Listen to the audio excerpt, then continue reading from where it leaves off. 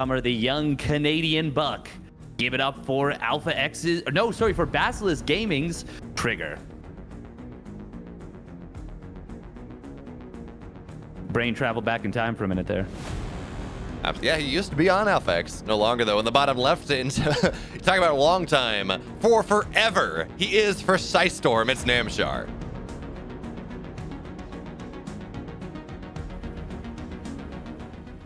And we've got something interesting right out of the gate here from Trigger. I mentioned this. Shadown did it versus Cyril. It is going to be a gas first. And you know what? There's no 12 pool. If you can get away with this, you can find yourself in oftentimes a pretty nice position. So Steadfast, as Trigger gets a little bit greedier on his tech, what does this enable from him? What does this allow him to get into that your standard gate expand, gate gas, something like that? What do you get out of this? There are a few different things that this can benefit to you. One of them is, you just have more gas mining, and therefore you can do a little bit of a trick play. We haven't seen it in quite a long time, and I'm going to be honest, I kind of miss it. This is something Nice used to do, and it is a Stalker starting up. You get Warp Gate as well, and you still have your Stargate starting up at basically the same time as you would normally build it if you'd gone Adept and if you had gone for the Warp Gate cut. So you get that little bit of extra eco, and you use it to kind of fool your opponent.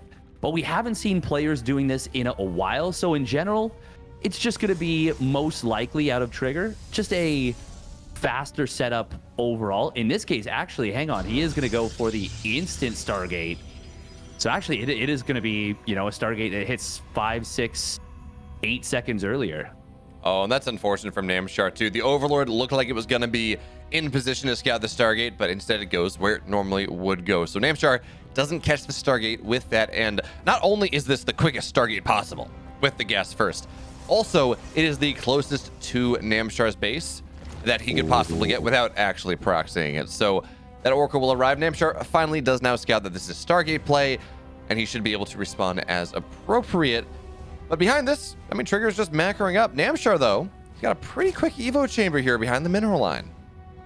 Well, it's more than pretty quick. This is a uber fast Evo chamber. This is looking to me like we might see Namshar do something that Raynor did in a recent EPT Weekly to kill Max Packs. Now, this is a little bit different because he didn't do it quite as quickly as you'd like to see. Ideally, if you're going to do what Namshar is doing, you would get the Lings or the +1 melee right with the first 100 gas, and then you would start Ling speed with the next 100 gas, so that the melee and Ling speed finish up at the same time. But this is still going to be a staggeringly fast +1 melee. And if Trigger isn't prepared for this, and it ends up being a big Ling Bane all in, that's what Raynor did. He did that off 2 gases. It is going to be so difficult to deal with. When you see Trigger get in here, he finds 1 drone. But if he doesn't find that early Evo chamber, it's going to be extremely difficult to even have an idea of what might be coming his way. Steadfast, I'm going to hit you with even more recent history here. Solar did, maybe not with the +1, but similar idea. That was how Solar killed Trigger when he made EPT Finals most recently, well, at least in one of those games. It seems to be entering the meta more and more as the Oracle now dives into the natural. Again, not seeing much, and it does not get into the mineral line, so he does not know that this Evo chamber is on the way. Neither the Oracle posturing at the natural, nor the one that had to fly in, fly out. Yes, there is damage getting done. 2 workers fall after the 2 workers earlier, but with this Baneling Nest on the way, and actually, was that in the natural? Yes, it is. So it was, yes. At the very least, Trigger knows that there's a very early Baneling Nest on the way. He does. He doesn't know how committed this push is. Something that Trigger didn't do, by the way. He did not drop a revelation on this hatchery on that mineral line. So he didn't see the Lings popping on out. He's got no shield battery in the natural. Warp Gate is complete. And there we go. There's 1 shield battery starting on up. But this is a full send, full commit, all in. Now, Namshar, he's got a lot of minerals in the bank, but he did not go 2 gas with this. So this actually doesn't have as much oomph as you'd like it to. It's still going to be very difficult to deal with, but I like that we're seeing a Void Ray. That's going to be more consistent damage coming out of Trigger. Here's the Banelings morphing on in, but this could have been like 15 Banelings instead of the 10. Still, these pylons are very much in a precarious position. There's the Lings flooding on in. This is going to be scary. We need to see a sentry warped in. Wait, he's going for hang on, he's going for the third. I was going to be so worried about it because it was an adept in the wall. You actually can kill the adept and you can kill the wall very easily. And Namshar, he's going to go for the third base here. I think the third base was guaranteed dead regardless of what happens. Namshar, he needed to do more. He's only on 32 workers here. Trigger can give this up and really not be too upset about it. He only loses 3 workers. Namshar had opportunities to break the natural. With there really being an adept in the wall of the pylon right there, that is a tremendous salient point. But no, instead he goes to the third base, and now, well, Trigger reestablishes it, and with the Void Ray here, and the adepts, I think, no, he forces a cancel, but that's still a lot of Lings going down. Steadfast, Namshar had a great build idea, but I do not like the execution. Yeah, it's... I do agree with you. I think this is a little bit of a miscalculation. He did drone up pretty hard behind it as soon as he realized he was going to get that third base. But I feel like this was a massively missed opportunity. Oh, there's no unit on the wall. Okay, there we go. He will get the warp in. Adept does get surrounded, but he's not going to get into the main, which is what he was looking for.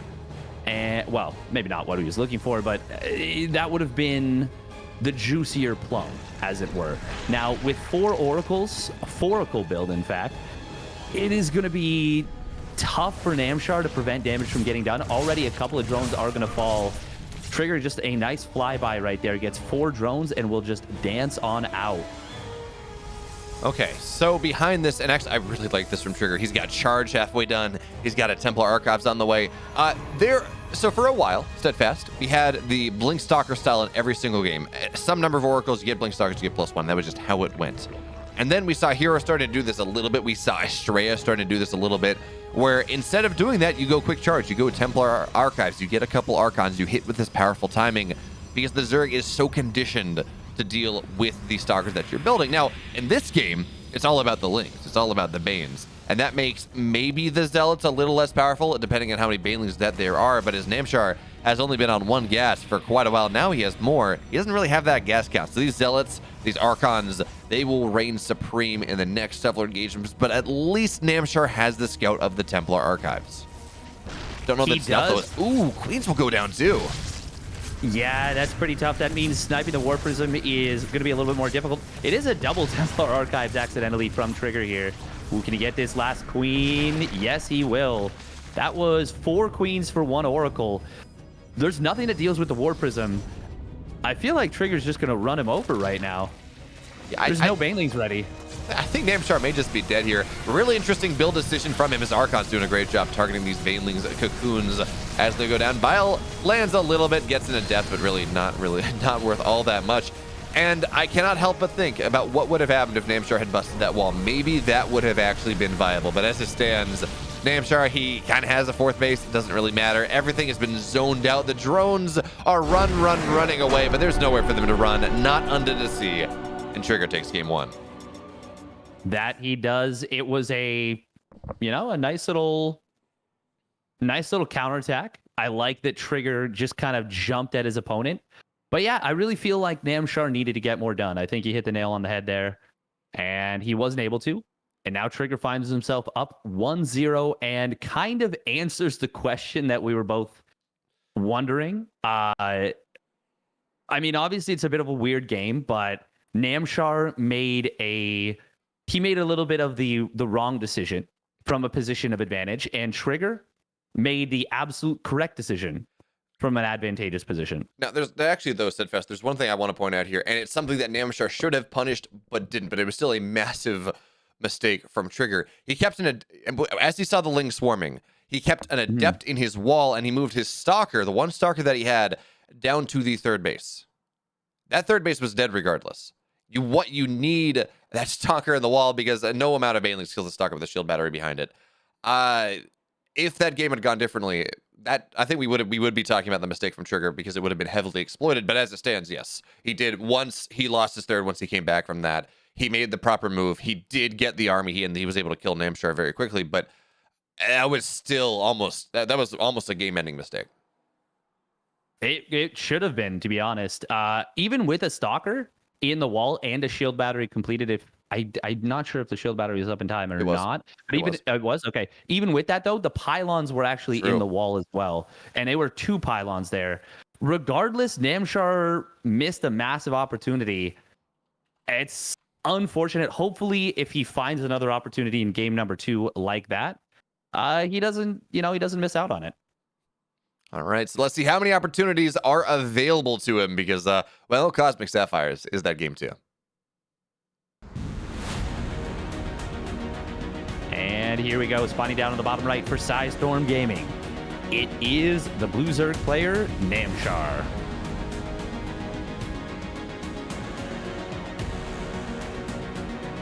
In the upper left now, in the red. He's up 1. Fantastic holds, but still some things he's got to iron out a little bit for Basilisk.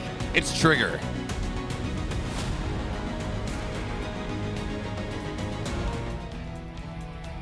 And this is no Bly. This is no Wild Thing, no King Cobra. So we're not going to be seeing anything totally crazy like a proxy hatch or a hatch block. So far, we are seeing just standard openings from both players. We got the Probe Scout off the gateway. We've got Namshar taking that hatch first. I think that's going to be the name of the game for this series. Obviously, a pretty wild build in game number 1 from Namshar.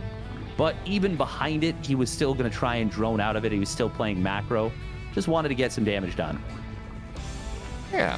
Now, Steadfast, as we talk about the context of this game, we talk about Namshar not being super crazy, and that makes a lot of sense. Cosmic Sapphire is a map that has some extremely exposed bases that you're trying to take as your 3rd or your 4th as the Protoss player. In fact, that's how we saw Trigger get punished in Game 3 versus Uko yesterday.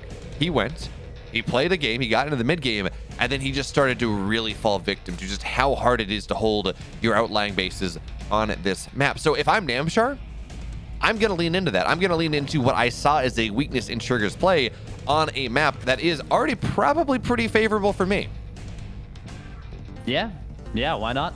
It was definitely a Trigger that didn't look as comfortable as we would expect him to look, but I will say he looked a lot more comfortable already today in that first game than he looked pretty much in the whole series yesterday versus Uko. So important distinction. Oh, this is nice from Trigger. Okay, and this is actually how he lost one of the games versus Uko yesterday, was he went for the robo and he got Ling drone pull all in.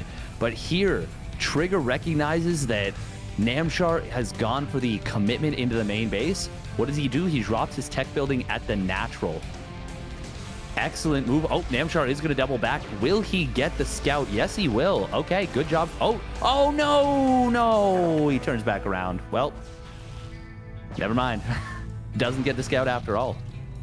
I gotta say, Steadfast, I'm impressed.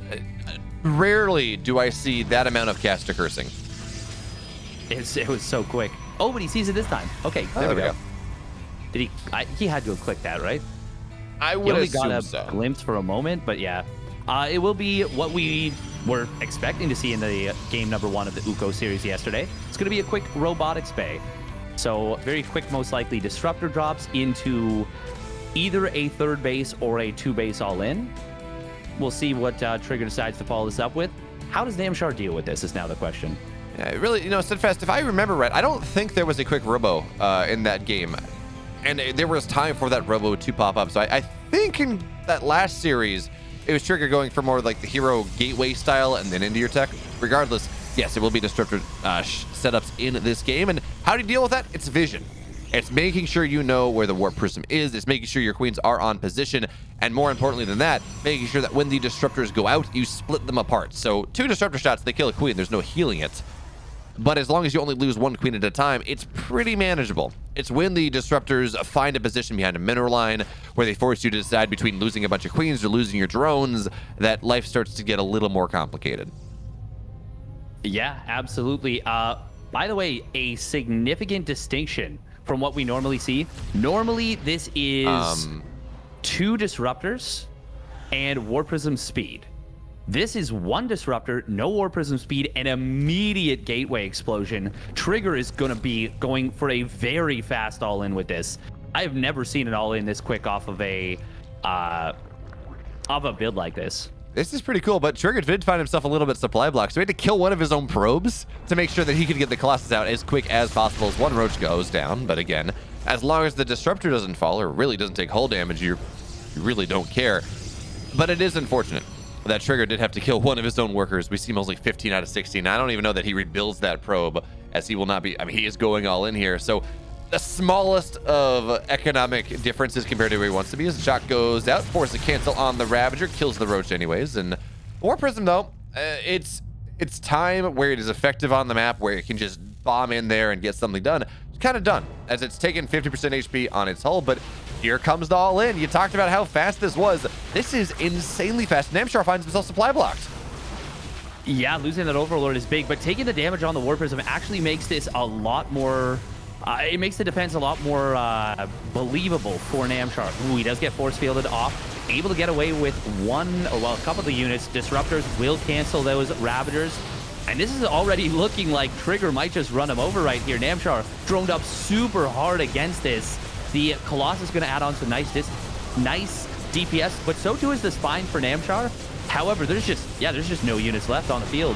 Namshar is going to rally out 16 Roaches, but they are going to be coming out piecemeal. We will see, the Disruptor shot. Nice split from Namshar right there, but he still ends up losing the Roaches because he has to split back into Stalkers. And yeah, Trigger's done it here, I think. Steadfast, I weep for those of you. I weep for Zergs on ladder for the next week or so, because this is a disgusting all-in. I don't think I've seen this version of this Stalker or this Colossus Disruptor idea ever, actually. It's so fast, and if you're not ready for it, you're not building units just immediately, this is what happens. So Trigger absolutely slams Namshar into the ground in the game 2. He says to him, look, you showed, you all into me in game 1. Let me show you how it's actually done, Namshar, because there is no stopping at this one. War Prism gets very low, does not go down. Namshar, I want some of the copium that he's huffing, because there is no route back into this game for the Zerg player. Yeah, the resources lost tells a grim tale for the Zerg. A great all-in from Trigger. And he is just going to secure himself an extremely quick 2-0 today. Well done by